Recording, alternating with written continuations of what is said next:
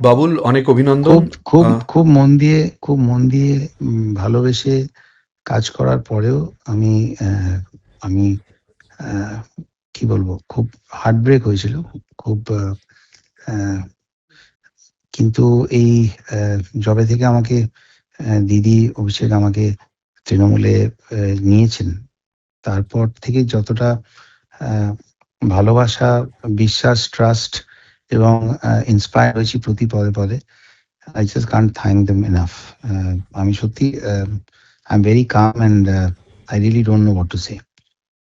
আর thank একটা সময় মনে হয়েছিল যে আহ, রাজনীতি ছেড়ে দেবো, গানটাই শুরু করবো, কিন্তু আমাকে যেভাবে দিদি গান গাইবার সম্পূর্ণ স্বাধীনতা দিয়েছেন, তাতে আমার কাজটাও আমার মনে হয় অনেক বেশি ভালো হয়। তো সব মিলিয়ে it's a very quiet, absolutely humble যেটাকে বলে, it's a very quiet, very, মানে খুবই খুবই ভালো লাগছে। At the same time I am very very ready to take up the challenge. You so much Babul. ঠিক আছে, ওকে, ওকে, ওকে। Thank you.